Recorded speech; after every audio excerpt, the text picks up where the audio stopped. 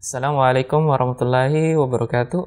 Innal hamdalillah nahmaduhu wa nasta'inuhu wa nastaghfiruh wa na'udzu billahi min shururi anfusina wa min sayyiati a'malina. Man yahdihillahu fala mudilla lahu wa man yudlil fala hadiya lahu. Asyhadu an la ilaha illallah wahdahu la syarika lahu wa asyhadu anna Muhammadan abduhu wa rasuluhu la nabiyya ba'da. Salat dan salam semoga senantiasa tercurahkan kepada Nabi Muhammad sallallahu alaihi wasallam beserta para keluarga, para sahabat dan orang-orang yang istiqomah berjalan di bawah naungan sunnah beliau hingga hari kiamat kelak. Baik para pemirsa Hasan TV, senang sekali kita ketemu lagi dalam kajian Islam ilmiah kita, yaitu dalam pembahasan Hasyiah Kitab Tauhid bersama guru kita Ustadz Abu Fairuz Ahmad Ridwan LC MA Hafizahullahu Ta'ala. Dan kitab ini buah karya dari Syekh Abdurrahman bin Muhammad bin Qasim Al-Asimi An-Najdi. Dan pada kesempatan pagi hari ini kita akan membawakan tema tentang hukum bernadhar untuk selain dari Allah. Baik para pemirsa Hasan TV, di sesi kedua nanti kami mengajak kepada para pemirsa Hasan TV, bagi yang ingin berinteraksi secara langsung, Anda bisa menghubungi nomor 021 891 06135, ataupun Anda juga bisa berinteraksi di nomor yang kedua ini, yaitu di nomor 0811 900 7912. Dan bagi para pemirsa yang ingin bertanya melalui WhatsApp atau pesan singkat, bisa melayangkan pertanyaannya di nomor 0811 900 7913. Dan kami harapkan pertanyaan Anda bisa disesuaikan dengan pembahasan kita pada pagi hari ini, dan insya Allah pertanyaan Anda juga akan kami bacakan setelah Ustadz menuntaskan pembahasan pada pagi hari ini. Tapi tanpa memperpanjang waktu lagi, kita sapa terlebih dahulu Ustadz kita. Assalamualaikum warahmatullahi wabarakatuh Ustadz. Waalaikumsalam warahmatullahi wabarakatuh. Bagaimana kabar Ustadz dan bikhairin walhamdulillah. Masya Allah. Alhamdulillah Ustaz. Semoga Allah mempermudah pertemuan kita pada pagi hari ini Ustaz. Allahumma amin. Istajib ya Rabb. Amin. Kami persilakan Ustaz untuk memulai pembahasan pada pagi hari ini. Fala tafadhal mashkuran. Jazakallah khairan. Bismillahirrahmanirrahim. Alhamdulillahirabbil alamin wal 'aqibatu lil muttaqin fala 'udwana illa 'alal zalimin. Asyhadu an la ilaha illallah wahdahu la syarika lahu wa asyhadu anna Muhammadan abduhu wa rasuluhu la nabiyya ba'da. Amma ba'du. Rabbi shrah li sadri wa yassir li amri wa hlul 'uqdatam min lisani yafqahu qawli. Rabbi zidni ilma warzuqni fahma wa amalan mutaqabbala. Para pemirsa Hasan TV dimanapun Anda berada, alhamdulillah pagi hari ini kembali kita dapat dipertemukan Allah dengan limpahan kasih sayangnya, dengan cucuran rahmat taufik hidayahnya, guna melanjutkan pembahasan kitab Tauhid dan hasyiahnya, ya, yang mana tauhidnya adalah merupakan buah karya Syekh Muhammad At-Tamimi rahimahullah.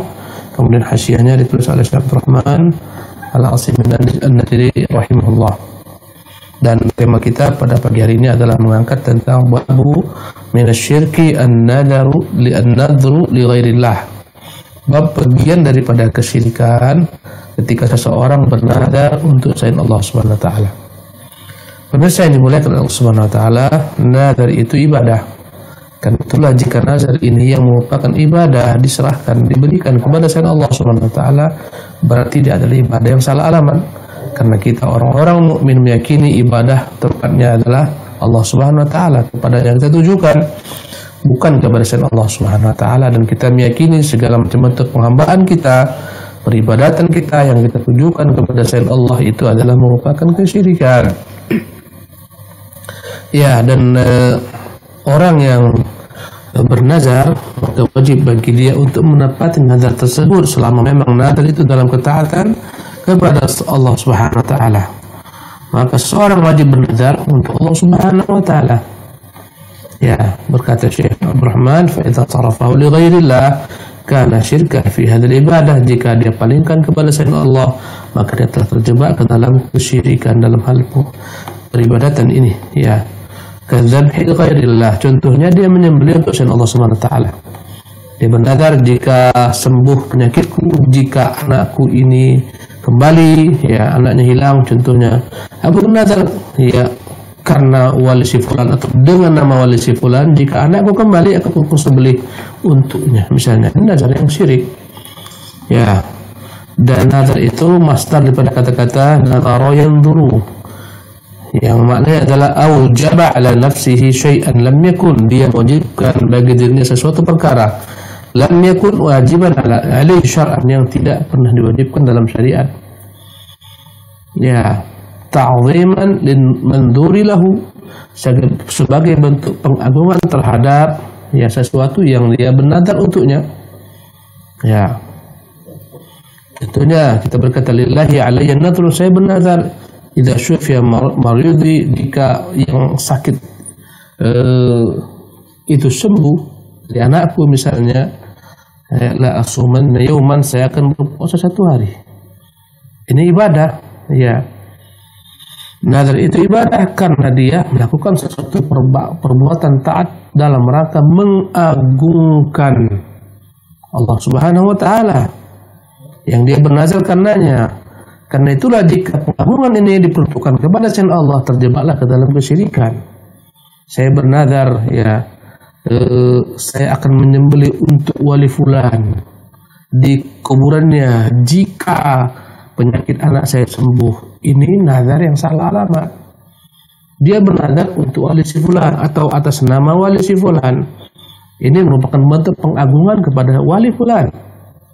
Ya, pengagungan yang tidak pada tempatnya, tak semestinya diagungkan manusia, makhluk, seharusnya diagungkan Allah Subhanahu wa taala. Karena nazar itu ibadah, ya, yang harus dilakukan untuk Allah semata. Ketika dia mengatakan lillahi alaihi nadhrun, tapi li fulan alaihi nadhrun, untuk wali fulan aku bernazar jika anakku kembali, jika sakitku sembuh, ya, jika usahaku lancar, jika macam-macam ya keinginannya dijauhkan daripadaku penyakit ini dan seterusnya, aku bernazar menyembelih seekor kambing di kuburan wali si fulan untuk si fulan. Ini adalah merupakan nazar yang salah alamat. Ya. Wa kullu al-abwab allati dzakaraha al-musannif tadullu ala anna man asyraka ma'a Allah ghayrahu fil qasdi wat talabi faqad naqadha kalimat al-ikhlas. Daripada bab-bab yang telah kita sebutkan sebelumnya bab menyembelih selain Allah Subhanahu wa taala, bersumpah dengan selain Allah Subhanahu wa taala, ya, bab-bab sebelumnya lagi, semua yang tersebutkan ini adalah merupakan ya perkara-perkara yang dianggap syirik, ya, karena ditujukan untuk selain Allah Subhanahu wa taala. Padahal di ibadah yang harus ditujukan untuk Allah Subhanahu wa taala. Maka barang siapa yang menunjukkan semua peribadatan ini kepada selain Allah, dia telah membatalkan kalimat tauhid yang ucapkan, kalimat la ilaha illallah. Dan ini menunjukkan kepada kita para pemirsa di rumah betapa pentingnya memahami tauhid yang dibawa Rasulullah SAW. Tauhid yang Allah perintahkan disampaikan oleh Nabi yang mulia SAW. Inilah agama semua Nabi dan Rasul, agar setiap umat hanya beribadah kepada Allah, memurnikan apa yang mereka ucapkan, iyyaka na'budu, hanya kepadamu kami beribadah, wa iyyaka nasta'in, dan hanya kepadamu pula kami memohon pertolongan. Inilah semua dakwah Nabi dan Rasul, satu misi, satu kesatuan, untuk benar-benar menerjemahkan dalam praktek di lapangan yang benar firman Allah, iyyaka na'budu wa iyyaka nasta'in, bermohon hanya kepada Allah, menyembah hanya kepada Allah Subhanahu wa taala. Pemirsa yang dimuliakan oleh Allah Subhanahu wa taala, nazar itu ibadah. Yang dalil firman Allah Subhanahu wa taala tentang orang-orang yang Allah dapatkan memberikan bagi mereka ganjaran, yaitu orang-orang yang Allah katakan sebagaimana dalam firman-Nya, yufuna bin nadri. Allah memuji hamba-hambanya, ya, dalam surat Al-Insan atau Ad-Dahru, yufuna bin nadri, ya, mereka lah orang-orang yang menepati nazar-nazar mereka, ya. Maka ini pujian untuk orang-orang yang menepati nazar yang telah mereka, ya, diucapkan, ya, mereka tepati. Ya Allah, bila mana anakku lulus dalam ujian, aku akan berpuasa untukmu 1 hari karenamu semata. Anaknya lulus, kemudian ini menjadi kewajiban bagi dia untuk berpuasa, wajib dilakukan. Mana kalau dilakukan, maka dia telah mendapatkan ganjaran pahala. Karena ini Allah cintai, Allah menyukai hamba-hambanya yang menepati nazarnya kepada Allah Subhanahu wa taala. Berarti dia ibadah. Karena Allah tidak akan senang kecuali jika hamba melakukan suatu perbuatan yang sifatnya ibadah, baik melakukan kewajiban-kewajiban atau melakukan apa-apa yang dianjurkan dalam agama, mustahabbat. Ya, itulah konsekuensi ibadah. Dikatakan satu ibadah jika perbuatan itu, perkataan itu dicintai Allah Subhanahu wa taala pelakunya. Tentunya hal ini menunjukkan hal itu adalah merupakan kewajiban atau perkara yang mustahabat. Ya, nazar itu masuk ke dalam perkara yang mustahabat hukum asalnya. Ya, hukum asalnya nazar ini menurut sebagian ulama makruh. Allah tidak menyukai dasarnya orang itu menggantungkan sesuatu perkara dengan ibadah, beribadah kepada Allah tanpa dengan menggantungkan, mengkaitkannya dengan sesuatu perkara. Namun perkara nazar ini yang awalnya tak disukai bahkan menjadi satu ibadah yang dicintai oleh Allah SWT, disukai Allah bila mana seseorang melakukannya dan menepatinya. Berarti kalau tidak ditepatinya nazarnya, Allah tak suka kepadanya, Allah benci kepadanya. Ini menunjukkan haramnya tidak menepati nazar yang telah kita niatkan untuk Allah SWT. Ya bernazar lillahi alainatun, saya bernazarkan Allah jika sembuh penyakit saya akan berinfak, bersedekah. Sembuh penyakitnya, dia tak bersedekah, tak berinfak, Allah benci kepadanya. Ya, Allah murka kepadanya karena dia tidak menepati janjinya kepada Allah SWT dan dia berdosa. Ya, hukum asalnya tak wajib lagi dia bersedekah, berinfak, kecuali apa Allah wajibkan seperti zakat dan lain-lainnya. Tapi ketika dia wajibkan bagi dirinya menjadi satu nilai ibadah, ketika dia tepati, Allah akan mencintainya. Yufuna bin nazri, Allah menyukai orang-orang yang mereka itu menunaikan nazarnya. Subhanallah. Ya, jadi inilah ibadahnya. Inilah yang namanya nazar yang merupakan ibadah. Karena ibadah adalah perbuatan yang Allah SWT sukai dari seorang hamba. Jangan mengerjakan kewajiban atau perkara-perkara yang mustahabat atau meninggalkan perkara-perkara yang haram. Karena nazar ini telah kita sepakati bersama di ibadah, wajib diberikan hanya untuk Allah Subhanahu wa taala. Allah juga berfirman, "Wa ma anfaqtum min nafaqatin aw nadartum min nadhin fa innallaha ya'lamu wa man adh-dhalimin min ansar." Allah Jalla wa Ala juga berfirman, ya, dalam ayat yang lain dalam kitabnya, "Wa ma anfaqtum min nafaqah," tidaklah apapun yang kalian infakkan, sedekahkan. Aw nazartum min nazrin, tidaklah ada nazar yang kalian nazarkan. Ya, fa innallaha ya'lamu, kecuali Allah mengetahui apa yang kalian lakukan tersebut. Kalian berinfak, Allah mengetahui. Kalian bernazar, Allah mengetahuinya.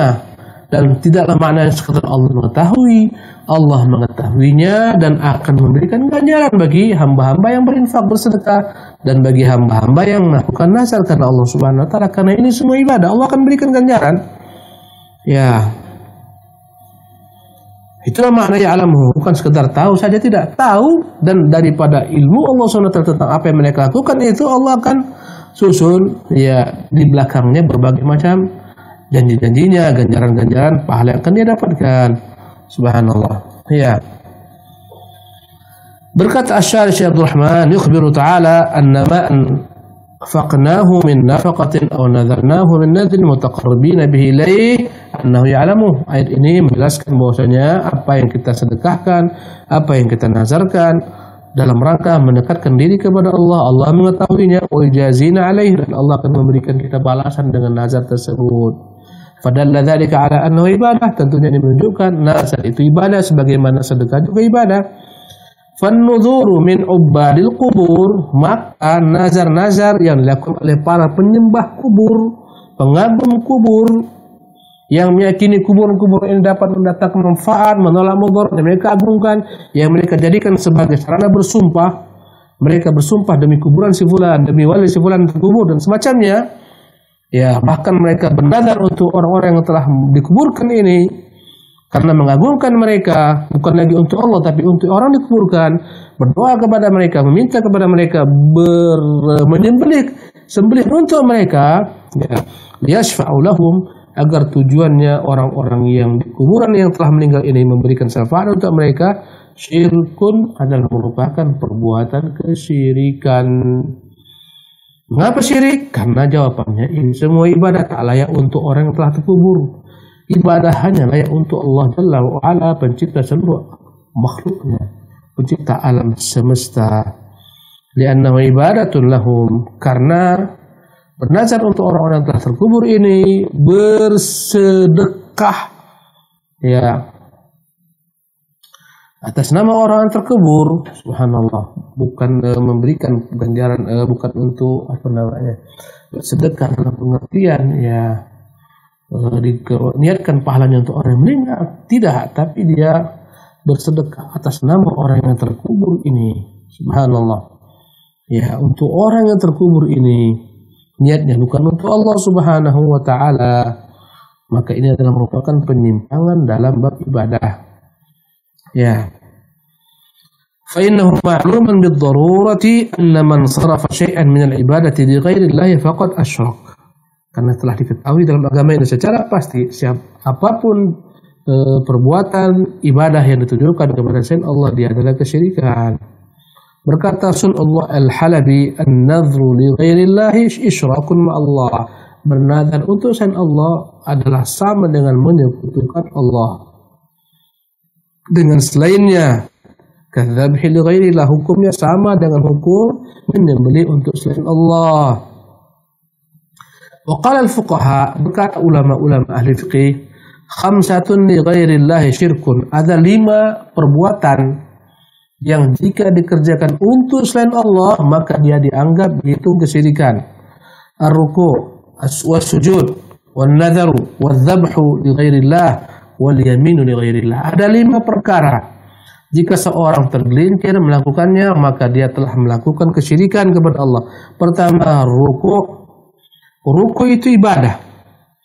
Tak boleh seseorang ruku' kepada orang lain, dan adalah tradisi kita, sebagian daripada masyarakat kita, dalam rangka menghormati, memuliakan orang yang lebih tua daripadanya atau lebih senior, mereka membungkuk semacam ruku'. Ini perkara yang dilarang, karena membungkukkan badan ini untuk makhluk dilarang. Kadang-kadang ya dalam rangka mengagungkan, memuliakan yang lebih tua, lebih senior, dia membungkuk, menyalami tangannya dengan membungkuk, ini dilarang. Ya, karena rukuk adalah ibadah hanya untuk Allah. Ya. Nabi yang mulia sallallahu alaihi wasallam pernah ditanyakan para sahabat bagaimana adab ketika mereka berjumpa, apakah berpelukan? Kata Nabi, tidak. Karena berpelukan bukan ketika jumpa, berpelukan ketika datang dari safar yang jauh atau lama tak ketemu, bukan tiap kali jumpa berpelukan. Ini pun perkara yang kita harus pahamkan kepada para ikhwah akhwat. Sebagian ikhwah akhwat kita tiap kali jumpa berpelukan. Subhanallah. Ini tidak disyariatkan Rasulullah SAW. Ya Rasulullah, apakah kami saling membungkuk satu sama lain? Kata Nabi, tidak. Ya Rasulullah, apakah kami bersalaman berjabat tangan? Kata Nabi, ya. Maka kalau kita berjumpa disunahkan berjabat tangan, bukan rukuk membungkuk. Yanhani maknanya membungkuk. Ini menunjukkan larangan membungkuk. Walaupun kita menghormati yang senior, menghormati orang tua kita, cukup berdiri salam. Ya, seperti ini. Tanpa harus kebungkukan, karena bungkuk itu rukuk ibadah. Dia hanya boleh untuk Allah Subhanahu wa taala. 1 rukuk, kedua sujud. Demikian juga sujud. Sebagian orang berlebih-lebihan, katanya memuliakan orang tuanya, dibuat acara besar-besaran, naikkan ke panggung orang tuanya, di hadapan orang banyak dia sujud mencium kaki orang tuanya. Ini bukanlah merupakan kebaktian kepada orang tua. Subhanallah, ini pelanggaran hak Allah Subhanahu wa taala. Sujud itu hanya untuk Allah, bukan untuk orang tuamu. Orang tuamu ciptaan Allah Subhanahu wa taala.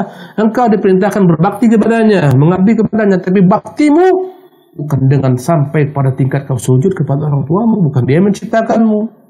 Subhanallah, ini adalah merupakan pengagungan yang salah letak, salah alamat. Sujud hanya untuk Allah. 1 ruku, kedua sujud.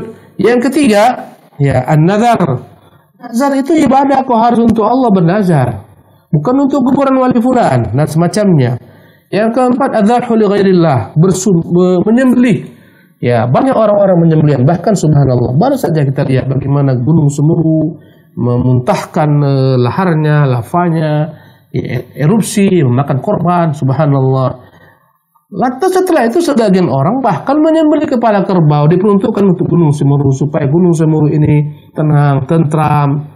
La ilaha illallah. Ini adalah merupakan kesyirikan. Subhanallah. Untuk apa ini? Untuk penunggu gunung Semeru misalnya, untuk jin-jin gunung Semeru agar gunung Semeru tidak meletus. Ya ilahi, ini kesyirikan. Tidak akan kau tobat dengan berbagai macam musibah kau timpakan supaya kau kembali kepadanya, masih kau kembali kepada hantu-hantu, jin-jin, syaitan-syaitan, masih kau menyembelih untuk syaitan-syaitan. Subhanallah. Pahami, ini Islam. Jika kau beragama Islam, kau harus menjalankan konsekuensi akidah dalam Islam. Bukan sekedar namamu Islam, ketimu Islam, tapi kau nyembelih untuk jin, untuk hantu, untuk dedemen, untuk syaitan, untuk genderuwo, untuk kuntilanak, untuk Nyi Roro Kidul. La ilaha illallah. Itu tak ada dalam agama kita. Menyembelih hanya untuk Allah Subhanahu wa taala semata. Yang kelima, yang terakhir adalah bersumpah. Bersumpah itu ibadah. Kau harus bersumpah dengan nama Allah. Sebagian orang bersumpah dengan makhluk. Ya, aku sumpah demi jabatanku. Hebat, rupanya udah hebat kali jabatanmu itu. Subhanallah. Kau agungkan jabatanmu, tak ada apa-apanya. Sumpah itu demi Allah Subhanahu wa taala. Sebagian orang mengagungkan ibunya, sumpah demi ibuku, la ilaha illallah. Sehingga ibumu kau jadi sarana bersumpah. Kadang-kadang nih ya, kita melihat bagaimana budaya kaum musyrikin. Ada film-film Hindustan tuh, kadang-kadang diterjemahkan ke bahasa Indonesia. Sumpah demi ibu katanya. Subhanallah. Ini kesyirikan dalam agama kita, tak boleh. Sumpah itu hanya untuk Allah Subhanahu wa taala. Man halafa falyahlif billah. Yang bersumpah adalah bersumpah dengan Allah. Faman halafa bi ghairillah faqad asyrak. Yang berani bersumpah dengan selain Allah telah melakukan kesyirikan. Sebagian orang karena cintanya kepada Nabi bersumpah demi Nabi. La ilaha illallah. Tak boleh. Nabi SAW kau agungkan melebihi kapasitasnya sebagai seorang Rasul. Engkau harus bersumpah dengan nama Allah semata. Tak boleh demi Nabi, tak boleh demi Ka'bah. Sedangkan orang bersumpah demi Ka'bah, la ilaha illallah. Ka'bah itu makhluk. Tapi katakan demi Allah, Rabbil Ka'bah, pencipta Ka'bah, Tuhannya Ka'bah, baru kau boleh bersumpah demikian. Ini 5 perkara yang dianggap bagian daripada kesyirikan. Subhanallah. Jadi intinya segala macam bentuk nazar untuk selain Allah ini bukanlah namanya peribadatan, tapi ini adalah merupakan kemaksiatan, fujurun. Famin aina tahsulu lahumul ujur. Orang yang bernazar untuk selain Allah, bagaimana dapat pahala? Yang ada dapat kutukan, laknat daripada Allah Subhanahu wa taala karena dia telah menyekutukan Allah Subhanahu wa taala. Ya. Pemirsa yang dimuliakan oleh Allah Subhanahu wa taala. Ya, kata Syekh Abdurrahman bi manzilati an yahlifa bi ghairillah, kata beliau, wa qala Syekhul Islam, berkata Syekhul Islam Taimiyah rahimahullah, wa ma nadharahu li ghairillah, barang siapa yang bernazar untuk selain Allah, kal asnam, bernazar untuk patung-patung, wasyamsi wal qamar wa nahwi dzalik, bernazar untuk bulan, bintang dan lain-lainnya, untuk matahari, biban silati an yahlifa bi ghairillah min makhluqat, sama hukumnya seolah-olah dia bernazar dengan makhluk-makhluk ciptaan Allah. La wafa alaihi, tidak boleh dia tepati nazarnya tersebut. Wala kafarah, dan tak ada kafarat apapun. Aku bernazar untuk wali si fulan, jika aku sembuh aku akan datang ke kuburannya, aku sembelih untuknya. Dia menggabungkan dua kesyirikan, bernazar untuk Allah, menyembelih untuk Allah Subhanahu wa taala. Ini tidak boleh dia tepati, jalankan. Harus dia batalkan. Karena ini maksiat. Ya, kadzalika nazarul makhluq laisa alaihi wafa. Sama dengan bernazar untuk makhluk, tidak boleh dia tepati nazarnya. Fa in kilahuma syirkun, kedua-duanya menyembelih untuk selain Allah, bernazar untuk selain Allah, kesyirikan jangan ditepati. Wasyirku laysa lahu hurmah, kesyirikan tak perlu kita membayar kafarat apapun dengan meninggalkannya, bahkan wajib ditinggalkan.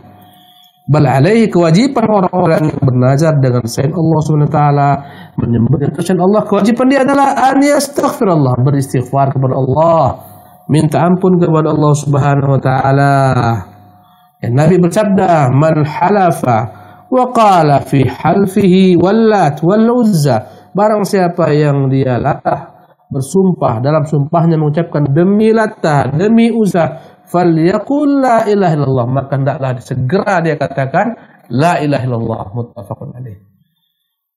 Berarti orang yang salah bernazar, alamatnya ditujukan untuk selain Allah, sama dengan orang yang salah menyembelih, alamatnya ditujukan kepada Allah. Tidak ada bagi mereka konsekuensi kafarat. Cukup beristighfar, bertaubat ketika mereka melanggar apa-apa yang mereka lakukan karena memang harus dilanggar. Tak boleh bersumpah dengan selain Allah Subhanahu wa taala. Ya, sebagaimana tak boleh bernazar untuk selain Allah Subhanahu wa taala. Berkata Syekh Muhammad bin Abdul Wahhab rahimahullah fi sahih an Aisyah radhiyallahu anha. Terdapat dalam hadis yang sahih dari riwayat Ibunda Aisyah radhiyallahu anha, dan ibunda kita Aisyah radhiyallahu anha ardhaha, ummul mukminin, putrinya Abu Bakar Siddiq, ya. Dan dia adalah merupakan istri Nabi yang mulia SAW dan yang paling berilmu di antara seluruh istri Nabi SAW, dan paling mengetahui di antara sahabat-sahabat dengan hadis Nabi. Ya. Dan dia dinikahi Nabi SAW ketika berusia 7 tahun di kota Mekah, dan Nabi SAW berdua dengannya hidup berumah tangga ketika berusia 9 tahun di kota Madinah. Ialah merupakan istri yang paling utama daripada seluruh istri Nabi SAW kecuali Khadijah. Adapun Khadijah, maka antara keduanya tak dapat dikatakan lebih utama satu daripada lain. Khadijah paling utama di masanya, subhanallah. Setelah dia wafat, paling utama adalah ibunda Khadijah. Aisyah paling utama, ya, ibunda Khadijah paling utama dalam memberikan segala macam curahan hartanya untuk dakwah Nabi SAW. Ya, adapun ibunda Aisyah terkenal dengan ilmunya menyampaikan hadis Rasulullah SAW. Adalah para sahabat, jika mereka terdapat persisian dalam perkara-perkara agama, mereka datang menemui ibunda kita Aisyah, bertanya kepada ibunda Aisyah tentang yakni sunnah-sunnah yang diketahui dari Rasulullah SAW. Dialah yang paling tahu dengan Quran, yang paling kenal dengan halal dan haram, yang menjadi rujukan para sahabat-sahabat ridwanullah alaihi ajma'in, dan dialah orang paling dicintai Rasulullah sallallahu alaihi wasallam dari seluruh kaum wanita. Allahu akbar. Pemirsa yang dimuliakan oleh Allah Subhanahu wa taala, dari Aisyah radhiyallahu anha, anna Rasulullah sallallahu alaihi wasallam qala, bahwasanya Rasulullah SAW pernah bersabda, man nadara an yuti Allah falyuti'hu, barang siapa yang pernah bernazar untuk taat kepada Allah, maka hendaklah dia penuhi nazar tersebut. Dia taati Allah Subhanahu wa taala. Ya. Artinya nazar ini jika dia ibadah, maka wajib ditaati. Subhanallah. Misalnya kau berjanji, ya Allah, saya bernazar jika ibu saya sembuh dari opname di rumah sakit ini, besok saya akan bersedekah, memberi jamuan untuk anak yatim. Ini ibadah. Wajib kau tepati bila mana Allah sembuhkan penyakit ibumu. Subhanallah. Bagaimana bila sebaliknya, bahkan ibumu meninggal tak sembuh, berarti tak wajib kau tepati, tetapi lebih utama tetap kau lakukan. Subhanallah. Karena itulah kata ulama kita, hukum laksanakan itu makruh, karena dia menggantungkan harapan perkara-perkara yang diharapkan dari hal-hal bermanfaat bagi dirinya atau dia akan mudarat, digantungkan dengan satu ibadah. Kalau sembuh penyakit saya akan berpuasa. Berarti kalau andai kata tak sembuh, kata berpuasa. Dapatnya ya, karena itulah dia dimakruhkan. Namun jika ini ketaatan dan telah terjadi, wajib kau tepati. Dan kalau kau tepati, kau dapat pahala. Subhanallah. Ya. Ya. Karena itulah dia menjadi ibadah. Man nazara an yuti Allah falyuti'u, barang siapa yang menazar untuk taat kepada Allah, wajib dia penuhi nazar tersebut. Ada ibadah. Berkata Asy-Syarih rahimahullah Syekh Abdul Rahman, wa qad ajma'a al-ulama'u ala anna man nazara ta'atan li syartin yarjuhu, sesungguhnya ulama telah bersepakat barang siapa yang bernazar untuk berbuat ketaatan dengan menggantungkan dengan satu syarat, ka'an yaqula, contohnya in syafallahu maridi, jika yang sakit dari keluargaku misalnya atau diriku yang sakit Allah sembuhkan, fa'alayya an atasaddaqa bikala, saya bernazar bersedekah dengan seperti ini.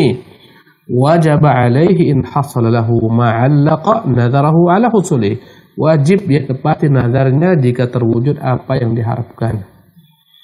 Hayyan kana aw muitan, membayar nazar ini wajib bagi orang masih hidup ataupun orang yang telah mati. Misalnya dia bernazar, saya bernazar jika saya masuk kerja di perusahaan ini, saya akan puasa 2 hari misalnya, 3 hari contohnya, atau bersedekah contohnya. Masuk, dia lulus, masuk dalam perusahaan tersebut. Kemudian dia belum sempat mengganti nazarnya dan dia meninggal, wajib bagi keluarganya menepati nazarnya, berpuasa.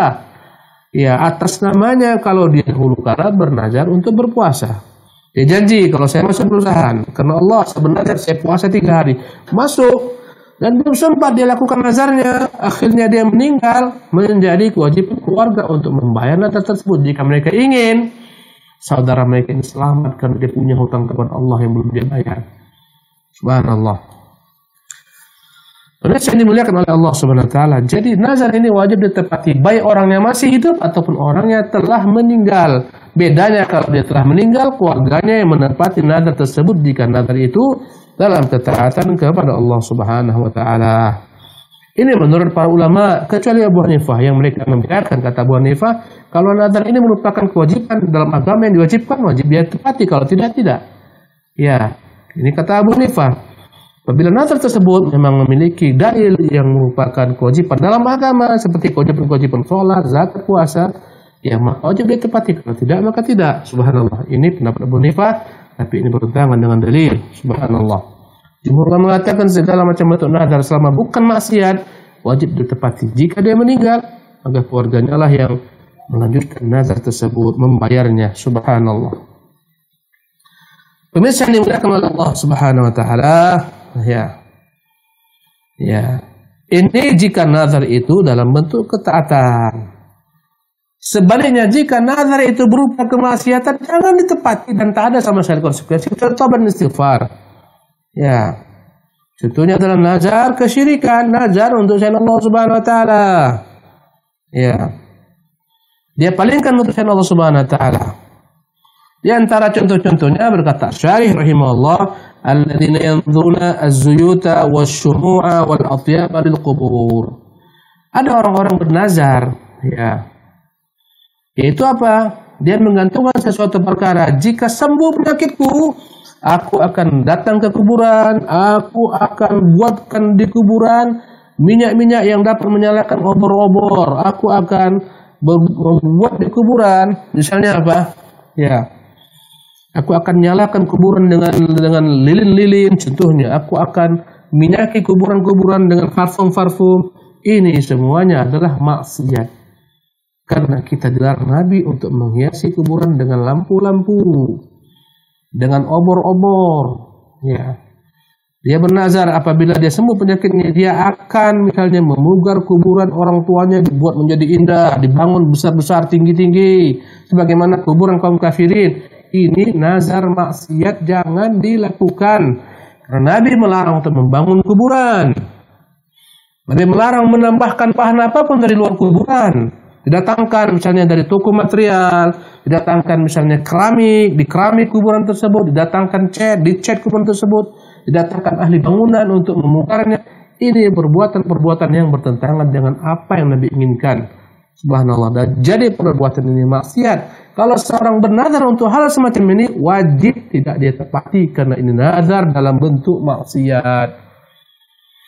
Subhanallah. Ya.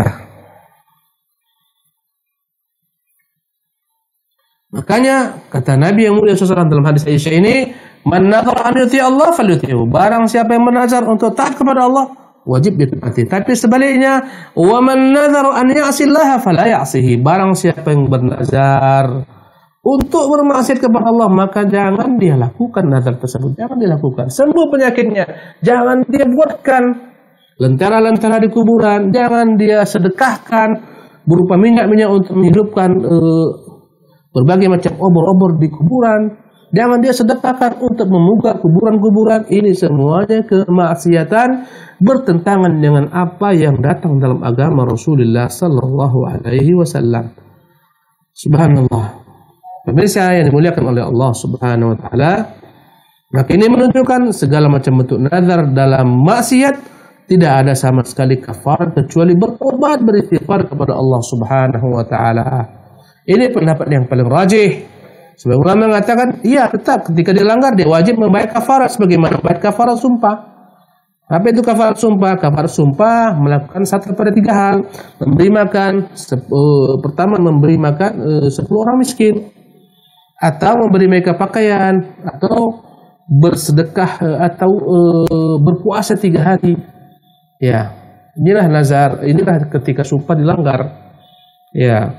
Ketika dia tidak menemukan budak yang dapat dimerdekakan, Tapi kata jumhur ulama, kebanyakan ulama mengatakan tidak ada sama sekali konsekuensi bagi orang yang melanggar nazarnya selama nazarnya dalam bentuk kemaksiatan kepada Allah Subhanahu wa taala, kecuali hanya istighfar, bertobat kepada Allah Subhanahu wa taala.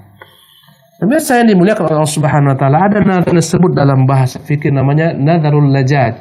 Itu ketika seorang dia tidak berkata-kata untuk Allah Subhanahu wa taala. Dia mengatakan, ya, misalnya dia berkata, kalau ini kubuat, maka aku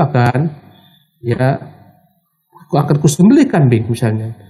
Jika aku lakukan perbuatan ini akan kusembelih kambing misalnya. Ya.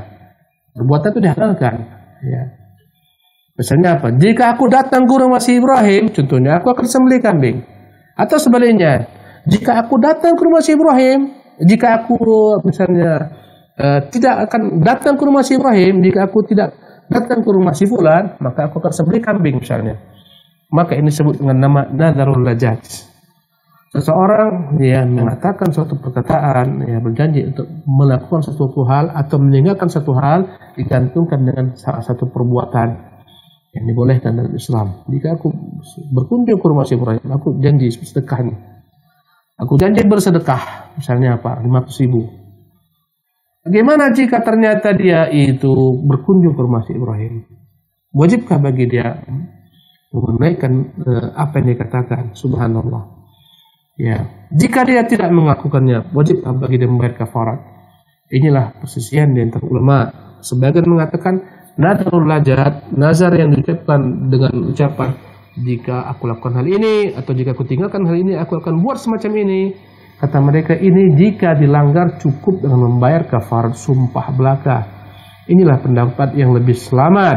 Ya, misalnya kamu kata jika aku sempat memijak kakiku di rumah si Ibrahim itu kelak aku janji akan sembelihan misalnya. Ternyata dilanggarnya. Datang dia ke rumah Ibrahim, maka menurut kebanyakan para ulama cukup bagi dia kafarat sumpah. Tak harus menyembelih kambing, cukup bagi dia memilih satu daripada beberapa perkara yang dalam Al-Quran disebutkan. Memilihkan budak, jika tak ada budak maka dia boleh memilih ya untuk memberi makan 10 orang miskin atau memberi mereka pakaian atau berpuasa 3 hari. Inilah dia kafarat sumpah. Tak perlu dia ya dengan menyembelih kambing, tidak. Subhanallah, cukup membayar kafarat sumpah saja. Ini disebut dengan nama nazarul lajat. Pemirsa yang dimuliakan oleh Allah Subhanahu wa taala, inilah berkaitan dengan nazar. Ya, kita padakan pembahasan ini sampai di sini. Insyaallah kita lanjutkan karena kita perluas pembahasan dengan bersoal jawab. Wallahu tabaraka taala alam. Kita kembalikan kepada pembawa acara kita. Tafadhal akhi, barakallahu fiik. Nah, pada Ustadz atas ilmunya, mudah-mudahan Allah selalu memberikan kesehatan dan keberkahan kepada Ustadz, dan mudah-mudahan apa yang sudah kita dengarkan bersama-sama bisa menjadi catatan-catatan pahala di sisi Allah Subhanahu wa taala. Baik para pemirsa Hasan TV, itulah tadi pembahasan kita, yaitu pembahasan Hasyiah Kitab Tauhid dengan tema hukum bernazar untuk selain dari Allah. Dan alhamdulillah para pemirsa Hasan TV, tibalah saatnya kita masuk ke sesi selanjutnya, itu sesi tanya jawab. Dan kembali lagi kami mengajak kepada para pemirsa Hasan TV, bagi yang ingin berinteraktif secara langsung, Anda bisa menghubungi nomor 021891061135, ataupun Anda juga bisa berinteraktif secara langsung di nomor yang kedua ini, di nomor 081190079112. Dan bagi para pemirsa yang ingin bertanya melalui WhatsApp atau pesan singkat, Anda bisa melayangkan pertanyaannya di nomor 081190079113. Baik, sambil kita menunggu pertanyaan yang masuk melalui telepon Ustaz, kita bacakan terlebih dahulu pertanyaan yang masuk melalui pesan singkat Ustaz. Pertanyaan pertama Ustaz. Bismillah. Assalamualaikum warahmatullahi wabarakatuh Ustaz. Apakah diperbolehkan saya menetapi nazar sebelum terjadi sesuatu yang mana secara sadar itu nazar Ustaz? Alhamdulillah wassalatu wassalamu ala Rasulillah. Bolehkah seseorang itu menepati nazarnya sebelum terjadi sesuatu yang dia inginkan? Misalnya dia berkata, kalau nanti saya insya Allah masuk di perusahaan ini, saya bernazar akan bersedekah misalnya. Ternyata belum lagi keluar pengumuman, masih seminggu lagi pengeluaran, dia bersedekah. Bolehkah demikian? Jawabannya boleh. Subhanallah. Bedanya bahwasanya ketika dia melepas nazarnya, melakukan apa yang dia menepati nazarnya sebelum terjadi, itu perkaranya tidak menjadi kewajibannya. Nazar itu menjadi kewajiban manakala terwujud apa yang dia katakan. Urus di perusahaan menjadi wajib dia tepati. Kalau tak dia tepati berdosa. Tapi menepati nazar sebelum terjadi, insya Allah jika itu perbuatan taat, nggak ada masalah, dan dia dapat pahala dengan izin Allah Subhanahu Wa Taala, karena yang ditepati adalah merupakan ketaatan kepada Allah Subhanahu Wa Taala. Qurbah. Nah, pada Ustaz atas jawabannya, mudah-mudahan bisa dipahami dan bisa dimengerti oleh pemirsa yang bertanya. Pertanyaan kedua, Ustaz. Bismillah. Assalamualaikum warahmatullahi wabarakatuh, Ustaz. Semoga Allah selalu memberkahi Ustaz dan keluarga. Pertanyaannya, kalau saya bernazar dengan suatu perkara, kemudian saya mempunyai 3 permintaan terkait dengan nazar. Saya di tengah jalan saya mendapatkan kesulitan, Ustaz, sehingga saya cabut darinya nazar tersebut. Apakah diperbolehkan dan apa yang harus saya lakukan, Ustaz? ya, ketika kau telah ucapkan dan terwujud apa yang kau inginkan, wajib kau tepati. Misalnya kau bernazar dengan menyebutkan 3 perkara. Ya Allah, jika penyakitku sembuh, 1, saya berpuasa 1 hari besok atau hari tertentu, atau tanpa disebutkan, saya berpuasa 1 hari, saya bersedekah 500.000, saya akan misalnya ziarah mengunjungi ibuku di kampung halamannya sana, misalnya apa di Sumatera dan dia di Jawa. 3 nazarnya. Ketika terwujud apa yang diinginkan, sembuh penyakitnya, maka wajib bagi dia mengerjakan 3 hal ini. Ketika dia belum mampu, misalnya mau mengunjungi ibunya, sementara belum mencukupi finansialnya, belum memiliki kemampuan, maka nazarnya akan menjadi wajib baginya ketika dia memiliki kemampuan. Ya, yang puasa dia kerjakan, yang bersedekah mati subuh dia kerjakan, tapi untuk pulang kampung membutuhkan mungkin beberapa juta, sehingga dia belum mampu kali itu, nanti menjadi kewajiban baginya ketika dia mampu mewujudkannya. Tak ada istilah dicabut. Ya, tetap menjadi kewajiban, namun dikerjakan manakala mampu. Wallahu ta'ala a'lam. Na'am. Baik, jazakumullah khairan pada Ustaz, mudah-mudahan bisa dipahami bagi yang bertanya. Kita lanjut lagi, Ustaz, ke pertanyaan selanjutnya. Bismillah. Assalamualaikum warahmatullahi wabarakatuh, Ustaz. Saya ingin bertanya, kalau saya mengatakan saya bernazar kepada Allah, kalau mendapatkan sesuatu saya akan bertasbih sebanyak 1000 kali. Kemudian hal itu tercapai, Ustaz. Apakah kalau saya bertasbih 1000 kali saya mendapatkan pahala atas tasbih tersebut seperti kebaikan lainnya, atau tasbih itu sekedar menunaikan nazar saja? Saya tidak mendapatkan faedah dari kebaikan tasbih tersebut, Ustaz. Jazakumullah khairan. Ya. Bismillah walhamdulillah ba'du. Tasbih itu adalah ibadah yang ada aturan mainnya. Ada yang diwajibkan oleh syariat dengan bilangan tertentu, contohnya setelah sholat fardu bisa diucapkan 33 kali atau 10 kali contohnya. Ini kewajiban dalam syariat yang membebankan demikian, harus dengan bilangan tertentu, dan ada tasbih yang tidak memiliki bilangan. Ya. Dan itu sangat dianjurkan, besar sekali keutamaannya. Maka ketika seorang bernazar, ya, jika apa yang ingin tercapai, dia berjanji untuk bertasbih 1000 kali, wajib dia tepati 1000 kali itu. Karena bilangan 1000 itu dia yang wajibkan. Subhanallah, dia wajibkan. Syariat tak mewajibkan, dia wajibkan. Itulah namanya nazar. Maka wajib dia tepati bertasbih 1000 kali. Ketika dia tepati, maka dia berpahala. Ketika tidak dia tepati, maka dia berdosa. Ya, subhanallah. Maka bertasbih 1000 kali ini menjadi satu kewajiban baginya manakala dia jadikan sebagai syarat dalam bernazar. Ya, walaupun angkanya tidak diperintahkan dalam syariat, tapi dia sendiri yang wajib bagi dirinya, maka ini menjadi kewajiban. Subhanallah. Ya, Allah tabaraka ta'ala. Misalnya nazar, ya, dia bernazar, nanti jika sembuh penyakit saya akan berpuasa, misalnya, ya, berpuasa di awal bulan misalnya.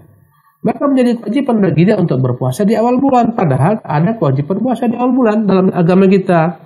Yang ada kewajiban puasa-puasa yang ditentukan dalam agama seperti Ramadan, ya, itu ataupun yang dianjurkan dalam agama seperti puasa Syawal, puasa Ayyamul Bid dan semacamnya. Ketika dia wajibkan berpuasa di awal bulan, menjadi kewajiban baginya untuk menunaikannya. Subhanallah, dan akan dinilai beribadah ketika dia melakukannya. Dia wajib bagi dirinya, bukan agama ini. Wallahu ta'ala alam. Na'am. Baik, jazakumullah khairan pada Ustaz atas jawabannya, mudah-mudahan bisa dipahami bagi yang bertanya. Pertanyaan selanjutnya Ustaz, bismillah, saya ingin bertanya Ustaz, bolehkah bernazar dalam hati saja Ustaz tanpa dilafazkan? Jazakumullah khairan. Bismillah, alhamdulillah, ba'du. Nazar dalam hati, ya jika dia hanyalah merupakan keinginan belaka, itu belum disebut nazar. Keinginan dalam hati, ya. Nazar itu akan dikatakan nazar ketika diucapkan. Selama dalam hati belum lagi disebut nazar. Sebagaimana orang berniat menceraikan dalam hatinya istrinya, tapi tak terucap, maka tak terjadi, tak berlaku. Demikian juga dengan nazar. Jika hanya di hati, itu masih lintasan-lintasan, subhanallah. Walaupun sampai pada tingkat azam, tapi tidak dia keluarkan, tidak menjadi sesuatu kewajiban. Sebagaimana seorang laki-laki berazam mau menceraikan istrinya, tapi tidak diucapkan, tak jalan, tak jadi, istrinya tidak diceraikan. Begitu juga dengan nazar. Wallahu ta'ala alam. Baik, jazakumullah khairan pada Ustaz atas jawabannya, mudah-mudahan bisa dipahami bagi pemirsa yang bertanya. Pertanyaan selanjutnya sudah ada penelpon yang masuk, kita angkat terlebih dahulu. Halo. Halo, assalamualaikum. Waalaikumsalam warahmatullahi wabarakatuh. Dengan siapa, dari mana Bu? Dari Umugian di Padang. Iya, baik. Umugian, dipersilakan pertanyaannya. Iya, assalamualaikum Ustadz. Waalaikumsalam. Mau bertanya Ustadz, di lingkungan kami, di komplek perumahan kami ada kajian rutin Ustadz yang diisi oleh salah seorang Ustadz gitu. Iya. Nah, cuman materinya kadang-kadang menurut kami masih tidak sesuai dengan amalan sunnah Ustadz. Ada beberapa pandangan beliau yang menurut kami tidak sesuai dengan amalan sunnah gitu. Apa sikap kami Ustadz? Apakah kami tetap ikut dengan kajian itu atau tidak Ustadz? Begitu saja. Terima kasih. Assalamualaikum warahmatullahi wabarakatuh. Waalaikumsalam warahmatullahi wabarakatuh. Ada Ustaz. Ya, jazakallahu khairan. Bismillah, alhamdulillah, ba'du. Untuk ibu yang di Padang, barakallahu fiik. Dalam mengambil ilmu, kita harus mengambil ilmu daripada orang yang jelas. Ya, dari mana mereka mengambil ilmu? Sesungguhnya ilmu ini adalah agama. Inna hadza al-ilma dinun fanzuru amman ta'khudunnakum. Ilmu ini adalah agama, maka hendaklah kau benar-benar waspada. Jangan sembrono, dari mana kau ambil agamamu. Ya, maka dalam memilih guru hendaklah kita benar-benar paham guru ini di mana belajarnya. Apa yang dia pelajari, kepada apa dia menyeru. Bila sang guru ini belajarnya jelas daripada orang-orang yang jelas, subhanallah, dan dalam menyampaikan pembelajaran juga jelas, menyeru kepada dalil, menyeru kepada Quran, menyeru kepada sunnah. Nah, ghalibnya atau dominasi guru tersebut memang itulah suaranya, dengusnya, hentakan jiwanya, menyuruh manusia agar mengamalkan sunnah Nabi dengan dalil-dalilnya, menyuruh manusia untuk mengamalkan amalan para sahabat, mengikuti Rasulullah SAW. Maka guru-guru semacam ini adalah guru-guru ahli sunnah, menyeru kepada sunnah, menyeru kepada asar, menyeru kepada hadis Rasulullah SAW, menyeru kepada amal sahabat. Maka orang semacam ini layak dijadikan sebagai guru, walaupun boleh jadi satu dua daripada pendapatnya menyelisihi dalil, subhanallah. Ya, karena ijtihadnya akhirnya dia menyelisihi dalil. Hal ini kita beri uzur. Walaupun kewajiban kita sebagai murid, jika tahu ini menjadi dalil, tak boleh kita ikuti guru tersebut dalam perkara itu karena dia menjadi dalil. Tapi tetap memuliakannya, tetap menghormatinya. Kalau andai kata kita mampu untuk membantah ya pendapat guru tersebut dengan bijak, dengan arif, dengan hikmah, maka silakan, tak ada masalah. Tetap kita ambil ilmunya, tapi kita jauhi ketergelincirannya dalam bab tertentu. Ya, ini guru ahli sunnah. Maka ahlu sunnah ketika sedikit mereka tergelincir salah karena mereka tak masum, tetap kita hormati, kita muliakan, kita ambil ilmunya. Sekalipun ketergelincirnya fatal dalam bab asma wa sifat, sebagian daripada ulama-ulama kita ahlu sunnah ada yang tergelincir dalam bab asma wa sifat. Ya, mereka mengenal pendapat para sahabat, salafus salih tentang asma wa sifat, tapi mereka terpengaruh dengan zamannya, mengikuti akidahnya al-kalam. Tetapi itu sangat kecil dalam presentasi ilmunya yang dalam. Selalu menyeru kepada sunnah, mengajak kepada sunnah, bahkan dia rela hidup untuk sunnah. Mensyarah sunnah Nabi sebagaimana Ibnu Hajar al-Asqalani, sebagaimana Imam Nawawi rahimahullah. Kedua-duanya ulama yang memiliki beberapa ketergelinciran dalam bab akidah, tapi memang suara mereka jelas, dakwah mereka jelas, mendakwai manusia kepada sunnah. Ya, maka mereka tetap kita hormati, kita muliakan, kita baca kitabnya, kita ambil manfaat ilmunya, tidak kita ikuti dalam kesalahan-kesalahan mereka. Satu. Adapun yang kedua, jika ada seseorang yang tak kau kenal dari mana dia belajar, engkau tak paham dari mana dia mengambil ilmu, kemudian ketika dia menyampaikan ilmunya tersebut bukan menyuruh manusia kepada dalil, bukan menyuruh manusia kepada Quran dan Sunnah, kepada pemahaman salafus salih, tidak menyuruh kepada pemahaman para sahabat, para tabi'in. Ya, maka dominasi dakwanya adalah menyuruh kepada akalnya, kepada logikanya, kepada tradisi leluhurnya, kepada perasaannya. Maka ini adalah guru yang tak layak kau ambil daripadanya ilmu. Meskipun terkadang, saya balikkan lagi, meskipun terkadang fatwanya benar, meskipun terkadang perkataannya benar, berdasarkan kepada Quran, berdasarkan kepada Sunnah, tapi itu minim jumlahnya. Secara garis besar, dia menyeru kepada bid'ah, misalnya, menyeru kepada pekan sunnah. Ya, sesekali memang sesuai dengan sunnah. Hal semacam ini sebaliknya tidak usah kau ambil ilmunya, jangan hadir di majelisnya, karena lebih besar mudaratnya daripada kebaikannya. Walaupun terkadang apa yang dia katakan ada dalilnya, subhanallah, tidak usah kau ambil, karena memang dari dasar dia tidak menyuruh orang kepada sunnah, menyuruh orang kepada logika berfikirnya, menyuruh orang kepada tradisi leluhurnya. Ini adalah guru-guru yang tak layak kau ambil daripada mereka ilmu, meski terkadang mereka itu benar fatwanya. Subhanallah. Kalau benar itu dibenarkan, diambil daripada sunnah juga. Tapi yang lain bahaya. Oh, jangan mau dalam bab ini ya mengorbankan agamamu, ideologimu, bahaya. Jangan gara-gara misalnya dia ahli berbicara, ahli berorasi, ahli berpidato, tahu sedikit banyaknya Quran Sunnah, namun secara ghalibnya menyuruh kepada bid'ah, kepada tradisi yang menyalahi syariat, kepada ajaran leluhur yang menyalahi syariat. Ketika itu kau tinggalkan dia. Wallahu tabaraka wa ta'ala alam. Baik, jazakumullah khairan pada Ustaz atas jawabannya, mudah-mudahan bisa dipahami bagi yang bertanya. Kita lanjut lagi Ustaz ke pertanyaan selanjutnya dari pesan singkat. Assalamualaikum warahmatullahi wabarakatuh Ustaz. Ustaz ingin bertanya, dulu waktu masih SMA, saya pernah berkata yang isinya kalau saya putus dari pacar saya yang sekarang, saya tidak akan pacaran lagi dan akan mentraktir teman sekelas. Tapi kenyataannya saya pacaran lagi dan disaksikan oleh teman-teman saya, tapi saya lupa apakah itu saya bersumpah, berjanji, bernadhar. Ketika saya tanya teman-teman yang mendengarkan tentang itu dulu, katanya dia tidak ingat juga Ustaz. Jadi bagaimana kondisi saya saat saya lupa Ustaz? Apakah itu sumpah demi Allah atau nadhar atau janji? Apakah saya wajib membayar kafarat atau keluar dari Islam karena sepertinya dari perkataan tersebut saya terkesan tidak berjanji karena Allah. Apa yang harus saya lakukan Ustaz? Jazakallahu khair. Ya. Bismillah, alhamdulillah, wa ba'du. Tadi telah kita bahas nazar itu hanya ada dalam ketaatan kepada Allah Subhanahu wa taala, bukan dalam kemaksiatan. Ya. Engkau berjanji dahulu kau pacaran, jika saya nanti pacaran lagi, ya, dan itu kemaksiatan, saya berjanji akan mentraktir kawan-kawan contohnya. Subhanallah. Maka ini adalah maksiat. Ya, karena pacaran itu maksiat. Tak usah kau tepati, tak usah kau bayar teman-temanmu. Saya janji nih, ya saya nggak pacaran lagi. Kalau saya pacaran lagi, saya traktirkan satu kelas. Ternyata pacaran lagi. Subhanallah. Wajibkah bagi dia menempati nazarnya dengan memberi makan kawan-kawannya? Jawabannya tidak boleh, karena itu nazar dalam maksiat, kau tinggalkan. Subhanallah. Ya. Dan kata Nabi SAW hadis Aisyah, barang siapa bernazar untuk bermaksiat kepada Allah, maka jangan tepati nazar tersebut. Ya. Allahu tabaraka ta'ala. Jazakumullah khairan pada Ustaz atas jawabannya, mudah-mudahan bisa dipahami bagi yang bertanya.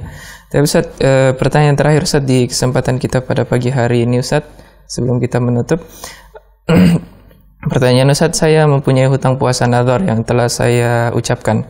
Apakah boleh saya mengerjakannya bersamaan dengan puasa Ramadan Ustaz? Jazakumullah khairan Ustaz. Bismillah, alhamdulillah, nazar dan puasa Ramadan dua kewajiban yang berbeda, tidak boleh kau gabungkan. Tidak ada paket hemat dalam masalah nazar. karena kau malas berpuasa, ya kau gabungkan nantilah ketika Ramadan saya gabung, tidak boleh. Puasa Ramadan diwajibkan dengan syariat, sementara nazarmu kau wajibkan pada dirimu sendiri, maka kedua wajiban berbeda. Tidak boleh kau gabungkan. Wajib engkau berpuasa di luar daripada puasa Ramadan untuk mengganti nazarmu. Wallahu taala alam. Baik, jazakumullah khairan kepada Ustaz atas jawabannya, mudah-mudahan bisa dipahami bagi yang bertanya, dan jazakumullah khairan juga kepada Ustaz atas jawaban-jawaban dari pertanyaan yang sudah dilayangkan ke kita. Dan itulah tadi pertanyaan terakhir di kesempatan pada pagi hari ini, dan tak terasa kita sudah di penghujung acara. Tapi sebelum kita menutup pada pertemuan kita, mungkin ada beberapa ikhtitam dari Ustaz. Pada Ustaz. Cukup insyaallah. Cukup Ustaz. Baik, para pemirsa Hasan TV, demikianlah pertemuan kita pada pagi hari ini, dan jazakumullah khairan juga kepada para pemirsa Hasan TV yang sudah setia menyaksikan program Hasan TV terusnya pada pagi hari ini. Dan insya Allah kita akan ketemu lagi pada pertemuan selanjutnya, yaitu pada hari Senin pukul 7 waktu Indonesia bagian Barat. Dan terakhir, kami selaku kru yang bertugas mohon maaf apabila ada kesalahan selama pertemuan ini berlangsung, dan kita tutup pertemuan pada pagi hari ini dengan doa kafaratul majelis. Subhanakallahumma bihamdik asyhadu an la ilaha illa anta astaghfiruka wa atubu ilaik. Assalamualaikum warahmatullahi wabarakatuh.